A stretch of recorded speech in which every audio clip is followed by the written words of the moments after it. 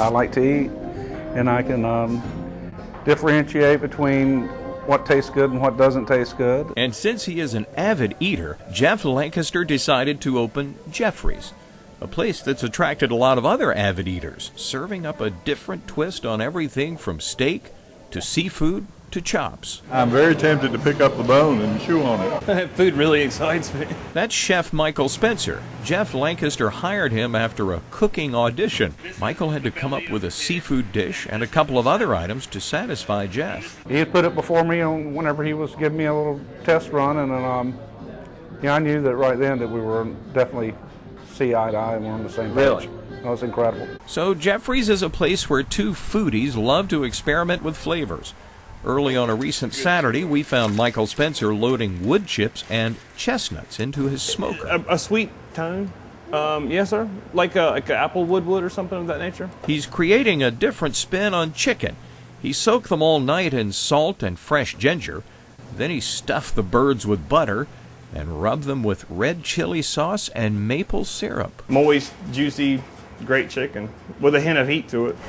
4 hours later, out of the smoker, the chicken is ready for more love. Into the skillet to get crispy, then carefully bathed in butter, garlic, and chicken stock. Food, first of all, is to nurture our bodies. It's our gasoline. If we fill ourselves up with good food, we'll live a good life. Michael Spencer is passionate about food, and it started when he was just 11 years old. I was a rambunctious child. His mom asked the owner of a restaurant on the North Carolina coast, "Will you give this kid a job to keep him out of trouble?"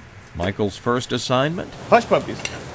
I did it all by hand. There wasn't a machine or nothing like that. We had a bowl and a spoon. He quickly found himself fascinated by what was happening in the fryer. Watching a hush puppy turn brown. Like, how did that happen? Why is it happening? You know, and I started putting together two and two, like watching my grandmother cook. I fell in love with food.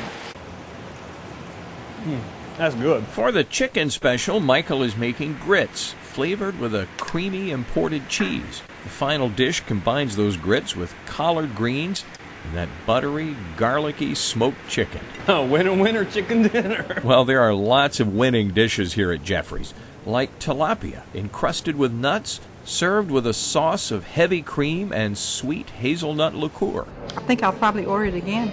It's really sweet, isn't it? It's hot. Speaking of dishes with alcohol, the favorite here at Jeffrey's is French onion soup. It's got bourbon and red wine in it. And it's A lot of alcohol. a lot of alcohol. It warms the soul.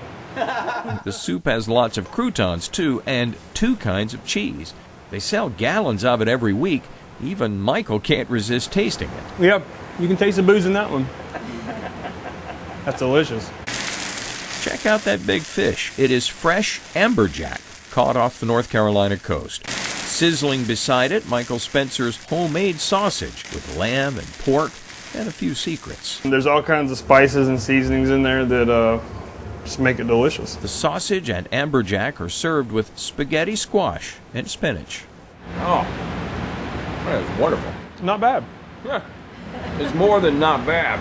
You know, what I am finding out about this little culinary journey I'm on is that the preparation of food is just, it's very labor intensive. There's a lot of love that goes in that stuff. Michael Spencer says it's all about making customers feel good at the table. When you walk through the dining room and you hear somebody having a conversation about maybe their grandmother, it brings back that memory of having a good time. What's the saying? They say food is better with your toes in the sand.